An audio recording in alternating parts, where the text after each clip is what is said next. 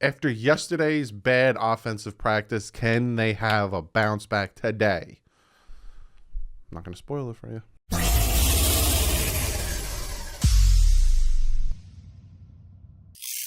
What is up, Fin fans? Day 8 of training camp, day 7 of their on-field activities. Got a bunch for you today.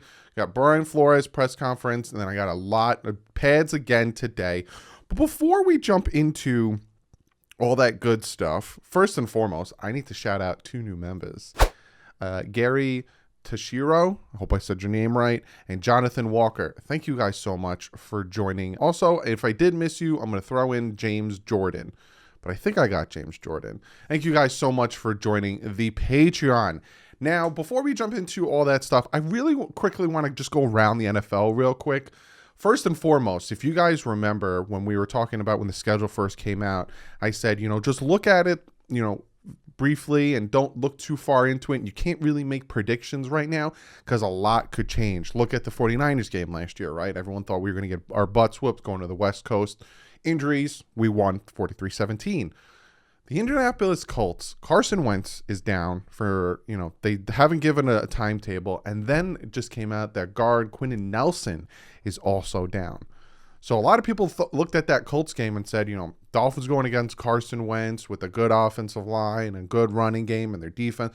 I don't know if Dolphins going to win that one. Well, they might not have. And it looks like likely they won't have Carson Wentz and Quentin Nelson in that game. So crazy how things change. And the other thing I want to talk about is Joe Burrow. Now, while I was doing all my notes and stuff for today's video, this came out about Joe Burrow, and I haven't read it yet, so I'm going to read it. I'll pop it up. We can read it together. But it says it's about his performance in camp. It's just not good right now. Throwing that felt like layups last year, dropping harmlessly away from receivers or easily broken up by multiple defenders. There might be a multitude of reasons for the struggle, but this has been ugly. At one point, pressure pushed his face and Burrow lifted his leg into the air almost to avoid an accident with the closed pocket. Makes you wonder if the knee is still in his head, but that's strictly guesswork. The bottom line is there's no way to say his play looks comfortable at this point, and this isn't at all what you have seen from Burrow even in early camp moments last season. Nobody is saying it won't turn around. In fact, it almost certainly will soon. But if we are looking at Tuesday, we are looking at a quarterback who went 5 for 12 with one completion longer than 10 yards against a rush trained to not get near him. The little tidbits in there that I find interesting. The bottom line is there's no way to say if his plays look comfortable at this point, but there isn't even blah, blah, blah. Last season, nobody's saying it won't turn around. In fact, it's almost certain it will. But you know who doesn't get that? You know who doesn't look at a quarterback and say, oh, he kind of struggled, and, there's no way of saying if he'll actually go back to the form he was before injury, but most likely or not, Tua. I just find it funny that all of a sudden this guy's like, oh, he's struggling. And will he get back to the way he was? Oh, he will. But Joe Burrow is struggling in camp, and I do think it has to do with his injury. It's getting in his head. So we'll see if he can bounce back. I just thought that was interesting. One of you guys was like, hey, can you do us a favor? When the Dolphins aren't at camp or anything, can you tell us how Herbert and Burrow are doing? Well, there you go. Burrow is struggling in training camp very badly. So let's talk about what Brian Flores had to say at his presser. He's talking about the linebacker group. He says, we like the group. They work hard, smart, and competitive. It's important to them. It's early. There are a few days of training camp, and they're still trying to work together. Yes. Like I said in yesterday's video when I told you guys just to take a deep breath because the offensive line played like garbage against the defensive line. Even Brian Flores said it. It's early. It's the first few days of training camp. Take a deep breath. Things are going to work out. Things are going to pan out. He says there's a lot of value in having an explosive returner who can flip the field and score, talking about Jakeem Grant. Grant is obviously very explosive and productive. We are happy to have him. We know what he can do, but every day he has to prove it. So he says that he loves Grant and he loves what Grant brings, but then he also throws in there, but he's got to prove it. He's got to show that he can do it. So it's not a ringing endorsement that he'll make the team. Talking about Tua and his deep ball growth, which is funny little clip of words there. Deep ball growth. Hello. It's something to have placed an emphasis on. They've placed an emphasis on as a team. We want to take advantage of opportunities when they're there with regards to pushing the ball down the field. We're not going to complete them if we don't throw them. And I find it funny that he says that. We're not going to complete them if we don't throw them. But then Eric Rowe came out and said they weren't in there. It was slants and dump downs for Tua. Take what you will from that. He says about the Howard situation, it's moving in the right direction. Even at the make it work, Miami. This stage of camp, when guys could be cheating drills, yet it doesn't happen, there's still an opportunity to evaluate technique and fundamentals. A player might think it was a clean, but then can sometimes, my brain is not working, see what guys anticipate things they've already seen. And yes, essentially what he's talking about is a lot of times guys can cheat. You see the same things over and over and over and over again. Even when they don't have the pads on, you see the same things over and over again, especially techniques with the guys in front of you. So the fact that the defense had the upper hand yesterday is not surprising to me for that exact moment. Talks about that. He says the run defense is important. That's always the standard. We want to play good against the run. Every defense is the same from that standpoint. So the fact that the run defense did so well is a good thing. And like I said, iron sharpens iron, which one of you guys said, iron doesn't sharpen iron. It's a phrase. I looked it up to make sure I didn't make it up and come off sound like an idiot. It is a phrase. You know, tough on tough makes tough. I don't know. Some camp notes before we get into some action. Ginkle wasn't out there today. If you guys remember yesterday, Ginkle went down. Same thing with Fuller and Phillips. They weren't out there. Ahmed is still wearing the red jersey. Parker was back at practice. Now, he didn't do much work, but he was back at practice. I will talk about that. There's no sign of Howard, LeBlanc, or Malcolm Brown. Howard does eventually come out. Make it work, Miami. Phillips and Fuller were on the bikes, stretching out. Hopefully we see them sooner rather than later. I don't think we'll see them preseason one game. I think they'll bring them along a little slower. Then we got one-on-ones, wide receiver versus DBs. Tua to Grant. Grant ran a nasty route, shook free of Byron Jones, catches that one. Noah gets PI on him. Then a long catch, beautiful pass over the defender from Tua. Waddle gets behind Coleman. Tua throws a strike, but Waddle can't catch it. Drops that pass, which is odd to see Waddle drop anything. Next play, Tua throws the same type of pass to Isaiah Ford, who pulls it down. Long has a terrific sliding grab to the sideline versus Brandon Jones. Then Tua drops it in the bucket to Grant, who cooks Nick Needham on a fade. Parker, again, not doing one-on-ones. Throw bonds, picks off Brissett. Pop that up for you guys. Tua looks really good in red zone one-on-one. Brissett, not so much. And then Tua with a gorgeous corner pass to Kirk Merritt over Tino Ellis. And then I got a little tidbits. McCourty is working with Byron Jones at corner. Holland is back there with Eric Rowe at safety. And Kirk Merritt running with the ones. He's been doing so well in camp. He got moved up to the ones. Now we got the action, boys. We got the 11-on-11. Tua, with a play action, throws a 15-yard pass to a wide-open Albert Wilson, but he drops it. Again, out of character for him and Waddle. Tua hands off to Patrick Laird. The intern was on the channel. 5-yard run there. Laird running with the ones, with Malcolm Brown not being there, obviously. Tua, play action, 15-yard pass to Parker on a curl route. Catches that. Nice to see. And then Tua again to Parker with 20-yard slant over the middle. Great to see Parker getting some action. That's really all you're going to see from Parker. Again, they're bringing him along slowly. Tua handoff to Myles Gaskin for a 3-yard gain there.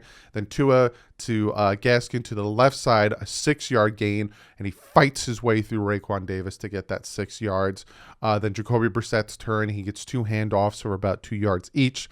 Then Skura running with the second-team centers, so I guess they're giving him a little bit more opportunity to try to prove something. Aguavin and Duke Riley shoot the gap and stack up Laird on that play. Brissett almost picked off the intended pass for Allen Hurns, which was thrown in double coverage.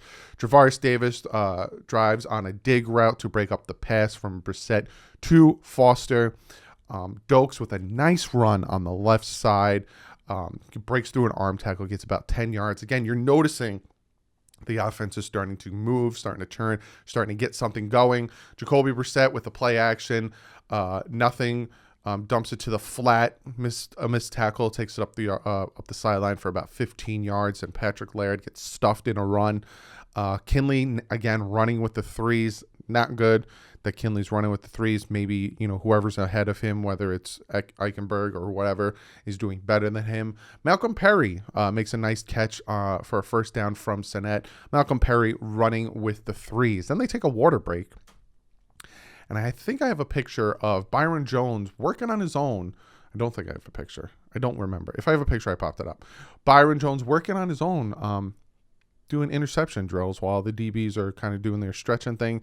And we get special teams and Grant, Perry, and Waddle doing kick returns and punt returns. Please, for the love of God, don't put Waddle back there. It makes me very nervous. Pilardi had a day today punting the football. He punted it down to the 1, punted it down to the 3, punted it down to the 1 again, where 5 gunners downed it. He was kicking that ball left and right. If you guys care about the punter, very good day by punter. Then Byron Jones and X are chatting at the safety position, chilling with Nick Needham. This picture TD took. Shout out to TD for helping me get that picture. But seeing X and Byron Jones talking is a thing of beauty. Then we go to some 7-on-7s. Tua quick pass to Gaskin. Nice play there. Then Tua again to Gaskin on a wheel route down the sideline. A deep pass caught. It was a fantastic throw. He threw it. So as soon as Gaskin broke the coverage, hit him. Kata! Right in his hands. Great throw by Tua. Great power, touch, accuracy. Meatball. Laird gets the starting reps again with Brown being out. Third down, Laird gets it in the flat. Tua, quick whip out, turns it upfield for a nice 20-yard pass to Laird. Made some things happen. Very proud of my boy. Jacoby Brissett to Foster in the middle of the field for a nice 20-yard pass. Then Jacoby Brissett bomb to Ford, who roasts Noah Igbenogany for 45 yards. Noah's not having a good camp so far. Not good for the 30th overall pick. Garrett Dokes catches the ball in the flat and drops it. Got to do better than that, my man. Got to do better. Sinet tries one deep to Kirk Merritt, but Trill Williams knocks it out. And then Tua throws a curl route to Wilson for a nice 11-yard gain. And Tua just misses Durham Smythe on a seam route with Brandon Jones in coverage. Holding call when trying to pass break up a play from Waddle from Tua to Waddle, and then Jacoby Brissett connects on a 10-yard pass and then a 12-yard pass. And then before this session ends, Brissett tries a deep one to Hearns, who drops it and then goes to the ground after making contact with Javaris Davis. He eventually gets up, goes inside, kind of brushes it off. He does eventually come back, so no worry about Allen Hearns there. And then we got red zone from the 20-yard line. Tua to Durham Smythe on a quick pass, essentially a screen. Hit a convoy of guys in front of him, got the ball down to the 5-yard line. Raekwon Davis sitting out. Jesse Davis sitting out until the end of practice again. He's in that modified rep situation. Coleman, the 7th-round pick, taking the right tackle snaps there. Then Tua handoff up the middle for about 2 yards. Then Tua to Waddle before Brandon Jones blitzes can get to him for a nice 15-yard touchdown pass. I hope to see a lot of those during the season. Tua handoff to Myles Gaskin. 8 yards, nice block from Austin Jackson. I'm hearing good things from Austin Jackson in camp so far. I haven't really heard him getting beat that much. I've heard really good things in the run game. Good things from Austin Jackson. Tua, play action, rolls to his right. Again, he's a lefty, so he kind of has to turn his body to get that ball out. Rolls to his right, hits Albert Wilson for a touchdown. Jerome Baker was right there, but he put the ball exactly where it needed to be. Great play. Touchdown there. Vince Beagle forces pressure. Tua throws it away before he gets sacked. Great play by Tua.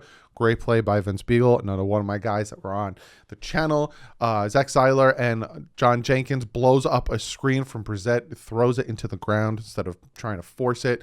Then Brissett handoff to Garrett Dokes, only 1 yard from the 8. Brissett quick passes for a touchdown. Great play there. Allen Hearns, like I said, back on the field.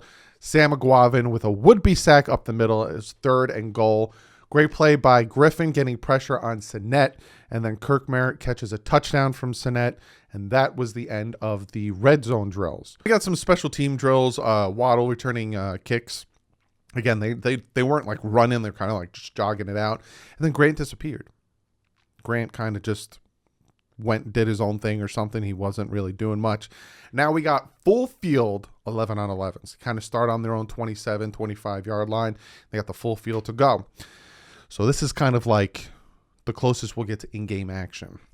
Tua with a handoff to Myles Gaskin, 2 yards. Then Tua with a great throw to Albert Wilson for 20 yards. Tua climbs the pocket, finds Long up the seam for a nice gain there. Tua doing fantastic so far in this portion. McCourty comes in on a blitz. As soon as I say that, sacks Tua. Tua then hands off to Myles Gaskin. 15-yarder. Nice to see a run play happen. Javon Holland looking fantastic at safety. And as soon as I say that, he picks off Tua, who was getting pressured, and he kind of just threw the ball up to Albert Wilson, 50-50, and Javon Holland comes down with it. Then it was Jacoby Brissett's turn. Brissett handed off for a 3-yarder. Dokes drops an easy pass from Brissett in the flat. Dokes got to do better with his hands. Lynn Bowden then drops an easy pass over the middle from Brissett. Got to catch these boys. Brissett overthrows Merrick for what would have been a 25-yard pass. Again, sloppy from the offense there. Brissett, play action, 2 blitzers in his face, gets the ball off quick to the slant. Great play by Brissett there. Then Hearns with a long touchdown behind the defense from Brissett. Nice to see him back on the field after that scare, and he gets the touchdown in that one. Then they take a break. Sanders comes out, starts kicking field goals left, right, and he misses one. I think he missed 1 of 7. Kicked like 7 field goals, missed 1 of them. Then we have a full field, 11 on 11s. This is a hurry up, so they get 2 minutes to get down the field, and Tua's going to start on his own 25. He hits Waddle for an 8-yard pass, then Tua with a keeper flea flicks it to Gaskin for 5-yarder. 46 seconds left. Tua to Durham Smythe for 9 yards. Then he gets sacked by Vince Beagle. There's 23 seconds left at their own 37. Tua to Waddle for about 20 yards. Ball clocked at the 42 at the opponent's 42-yard line. 9 seconds left. Gets the ball down the field to about the 16-yard line, but before they could do anything, the time runs out. So nothing happens on Tua's turn.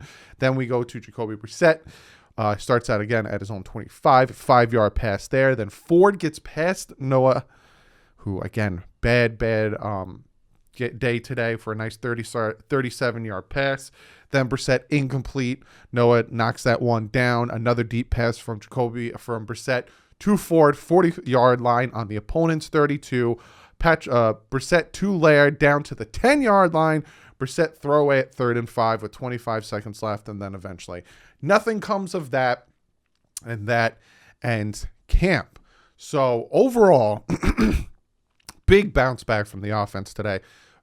Even though Tua threw the 1 interception to Allen Hearns, Tua had a fantastic day throwing the ball, anticipation. There were a few plays where he held the ball for a little too long. He does have to work on getting rid of the ball quicker, but had a fantastic day. Great bounce back from him.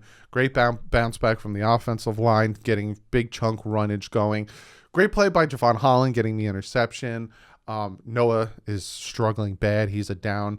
Trying to think of more ups. Too many drops. I'd prefer to see less drops than I did from, Waddle had 1, Wilson had 1, Dokes had a few, and I know Bowden had 1. Wilson and Waddle, that's a weird anomaly, but I would prefer to see better than that. Beagle with some sacks, just a good camp. These are the days that it's just nice. You got the offense doing a bunch of good things. You got the defense doing a bunch of good things, back and forth. Very good day at camp. I'm very happy with the trajectory of this team is going. And we have to remember something, right? Tua had a fantastic day at camp today.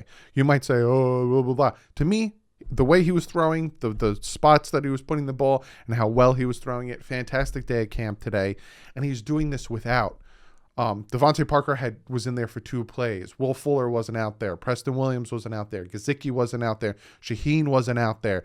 Most of his playmakers weren't out there. Besides Waddle and Wilson and Foster, the top guys, the starting guys, weren't out there. So very, very big play. And even on the defense, Xavier Howard wasn't really out there. Byron Jones is being brought along slowly. These vets don't need to really be out there. So that's why like the Fuller, the Parker, Byron, they're not being pushed hard to, even Jesse Davis, not pushed hard because they don't need to. Very good day. I'm very happy with this one. Be sure to comment below. Let me know what you guys think. And I'm going to get to one of you guys' comments of the day. And this one comes from Chet. I think I answered one of Chet's a week or two ago, but it's a good comment, especially with what's going on. Doug, who do you think needs to really step up this year for us to be playing into the postseason? I won't give you a who. I'll give you an area, the offensive line. I like the way the defensive line is playing so far. I like the way that the linebackers, especially McKinney, he's been playing very good. Secondary worries me, but I think Nick Needham can lock it down, and then we put Coleman in the slot. The offensive line. If the offensive line plays as a top 10, I'm saying top 10, not even top 5, top 10 offensive line, gets the running game going, allows Tua enough time for the deep passes to develop, because if Tua only gets 2 to 3 seconds to throw the ball, those deep passes, no receiver is going to be able to run down the field 20 yards in 2 seconds. Ain't happening. So if the offensive line can play, we'll definitely be in the postseason. If they can just be top 10, we will most definitely be in the postseason, maybe even win the division. But yeah, obviously Tua can't make stupid plays. Tua needs to play at a high level. Wide receivers need to get separation and do better. Running game, you got to find the right holes, play better at that.